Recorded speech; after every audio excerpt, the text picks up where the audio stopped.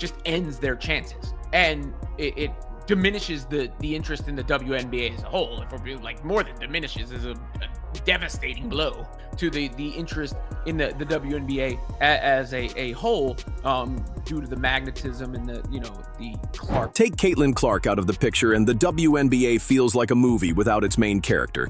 The drama vanishes, the energy collapses, and suddenly nobody's watching. Ratings freefall the moment she isn't on the floor. Playoff broadcasts that were supposed to be historic look more like late-night reruns people flip past without a second thought. Fans are openly joking online that they'd rather watch pickleball highlights or scroll TikTok than sit through 40 minutes of basketball without Clark in it. That's how much the league's identity has been tied to one player. Her absence didn't just hurt Indiana, it exposed the entire system, showing just how fragile the WNBA's momentum really is. Because the viewership is down significantly from what it was last year in 2024. You can see in 2013 it had around 800,000 viewers. And then the last few years, obviously the year after the bubble was one of the lowest with less than 500,000 viewers. And then you have 734,000, 850,000, which was in 2023. And then last year in 2024, and then you can see the numbers here. This was supposed to be the season where everything changed. The year the WNBA stepped into the spotlight, proved it could grab mainstream attention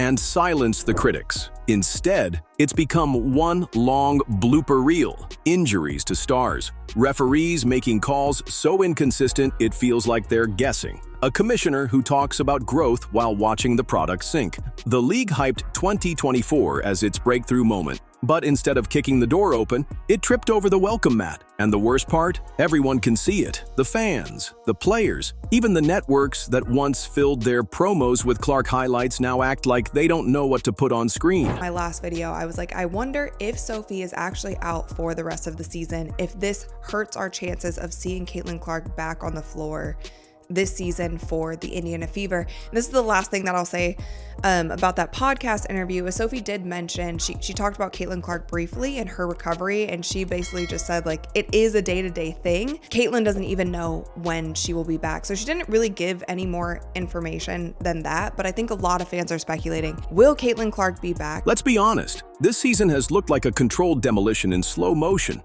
If you tuned in for basketball, you got injuries stacking up, whistles that make no sense, and a league office that seems allergic to protecting its stars. If you tuned in for entertainment, you were probably gone the second Clark started spending more time on the bench than in uniform. Opponents have been allowed to treat her like a crash test dummy, hacking her, shoving her, and sending her into the scorer's table with no protection. Instead of building off her star power, the league stood by and watched it get chipped away. And the result? A season that feels less like a breakthrough and more like a warning sign. Active and playing 4 games and then not, and like not feeling the best, and then like frustrated of like how hard I worked in the off season, and then like all I do is rehab and like continue to do this process and just like trying to trust that the best I can. And obviously there's really frustrating days, and there's days where like it's a little bit easier and like you're very, very motivated and like you're close to the finish line of getting back and being back, and then like it's not like I have a training camp to like build up to like playing my first game again. It's like, no, like you're tossed. You know a league is in trouble when fans aren't even arguing about wins and losses anymore. They're openly wondering if the whole thing can make it to the finish line.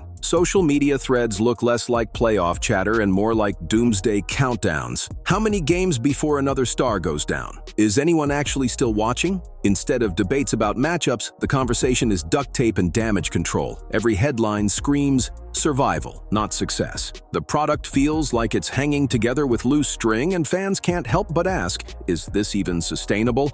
Or are we just watching the slow-motion collapse of a season that was supposed to save the league? We just don't know. And I, like I've said in the past few videos, I don't think Caitlin Clark is coming back. And then there's the officiating, which has become a running joke in itself. Some nights you'd swear the refs were plucked out of a food court on their lunch break. One quarter they let players throw shoulders like it's rugby. The next they eject someone for breathing too aggressively. The lack of consistency is maddening.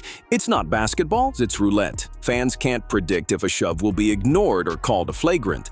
Players don't know if a hand check is legal or a ticket to the bench. If referees had stat sheets, theirs would read missed calls, dimension unlimited, bad calls, every possession. Instead of keeping games under control, the whistles are adding to the chaos, and the product looks more like a parody than a professional league. This is something that do not be surprised if President Trump speaks on with that kind of audience that is protective of a Caitlin Clark and what she stands for and what she represents. And they come to a conclusion that they believe she is being unfairly treated.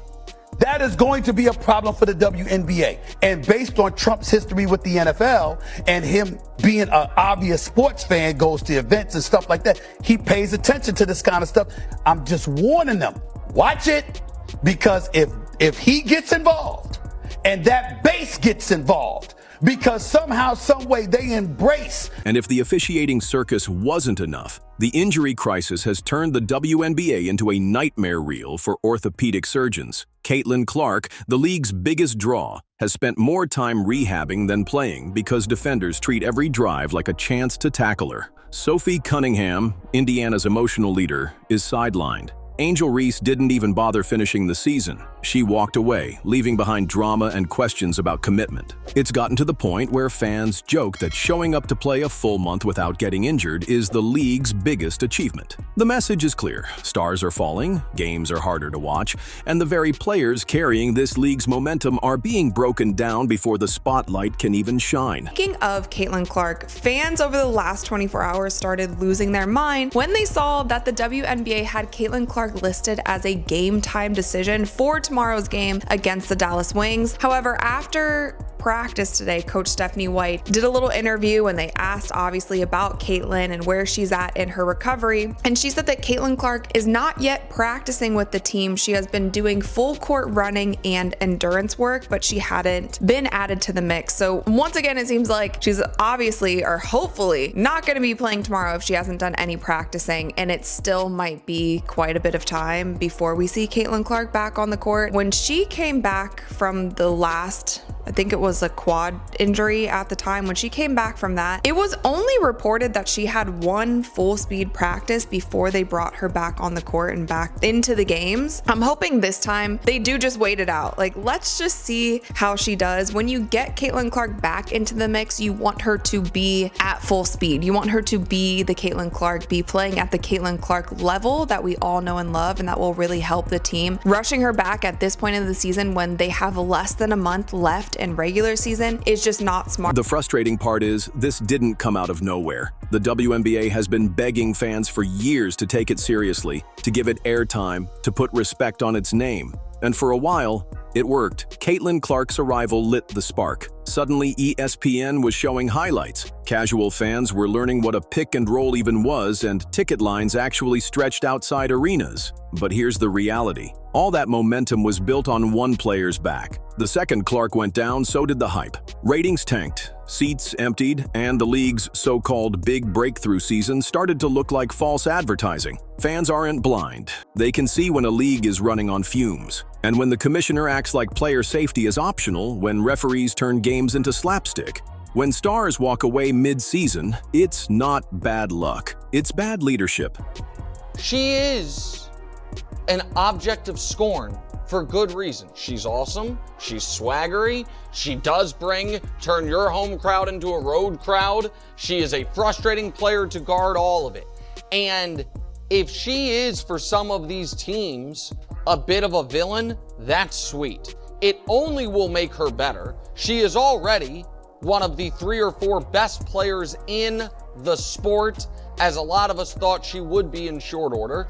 And it is sports are... Meanwhile, the players left standing are forced into games that look less like basketball and more like pro wrestling with sneakers. Half the time, viewers don't know if they're watching a playoff series or a late-night WWE rerun. Hard fouls, bodies crashing, elbows flying, and the officials just smile and wave play on. Yet somehow, the league still runs interviews talking about how this is growth. Growth, that's like calling a house fire an innovative lighting design. What fans actually see are women giving everything they've got while the system around them crumbles. They see stars risking their health while refs whistle like it's a birthday party game. They see leadership that abandons players when things get ugly. The truth is, these players deserve protection, structure, and support, not chaos disguised as toughness. And the damage shows in the stands.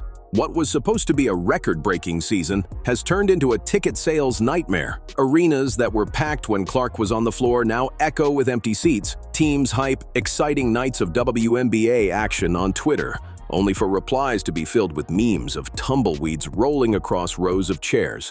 Fans are openly mocking the product. It's not that people don't care about women's basketball. They do. They just won't pay premium prices to watch a league that treats stars like crash dummies, ignores officiating chaos, and pretends everything is fine.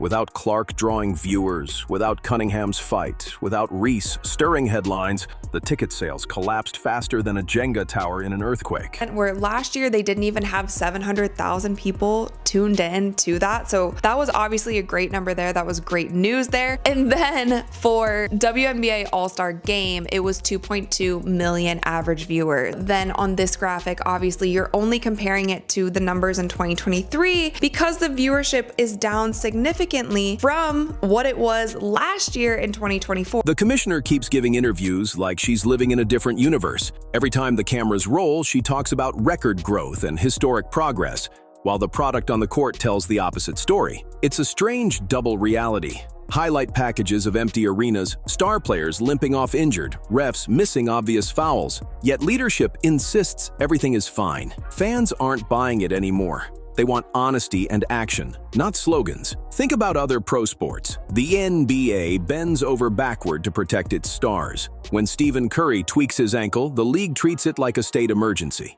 Meanwhile, in the WNBA, Caitlin Clark gets knocked flat into the scorer's table, Sophie Cunningham takes a knee shot that could end her season, and the officials wave play on. It's not toughness, it's recklessness. And until leadership admits there's a problem, fans will keep tuning out. Because nothing destroys trust faster than pretending everything is okay when it clearly isn't. And through all this chaos, it's the fans who have been left carrying the weight. They've poured money into tickets, jerseys, and streaming subscriptions. They've defended the league on social media against critics for years. And how are they rewarded? With games where stars are sidelined, officiating feels like guesswork, and the energy in arenas dies the second Clark isn't in the lineup. The loyal ones, the diehards who keep showing up, now sound more like frustrated parents than excited fans. Scroll through the comments on any league post and it's the same flood of replies, protect your players. Why does every game end in controversy? What exactly are we paying for? Instead of creating lifelong fans, the league risks pushing even its most faithful supporters away. Because there's only so many times you can ask people to invest in a product before they feel like they're being taken for granted. Let's stop pretending. This season isn't just disappointing, it's a blown opportunity of historic proportions. The league finally had the momentum it's been chasing for decades. Caitlin Clark had the casual fans tuning in. Sophie Cunningham gave the fever fight and grit. And the drama with Angel Reese was pulling headlines everywhere. For the first time, people who never cared about women's basketball were paying attention. And what happened? Instead of building stability, the league turned into a revolving door of injuries and controversies. Stars sidelined, games dominated by ugly collisions, referees more memorable than the players, ticket prices climbing while the actual product on the court crumbled. You can't sell hype if you don't protect the people creating it. What should have been the year that proved women's basketball could compete with any sport has instead turned into a case study in mismanagement. This isn't a rough patch, it's self-sabotage. But she was eliminated, swept in 2 games. But the WNBA, man, these players have been acting like they are victims. Now, Caitlin Clark has brought a whole bunch of eyes to the WNBA. And what do these players actually do? Folks, it has gotten really, really ridiculous, man, in the WNBA, because all these players are screaming racism. For the fans, yes, they are attacking. And now, as the season limps to its conclusion, fans are left asking the most painful question. Why should they believe next year will be any different? The commissioner can talk about growth, sponsors can release commercials, and networks can pump out highlight reels. But none of that matters if the foundation stays broken. Stars have to be protected, not sacrificed. Games need consistency, not chaos. Fans need a reason to invest their time and money without feeling like it'll end in disappointment. Because here's the truth. Women's basketball can thrive. The proof was right there in the first weeks of Clark's debut. Packed arenas, trending highlights, fans buzzing about the fever. The demand is real. The love for the game is real. But unless the league changes, all of that passion will keep slipping away. This season should be remembered as the one that woke leadership up. If it isn't, then the WNBA isn't just stumbling. It's walking itself straight into irrelevance.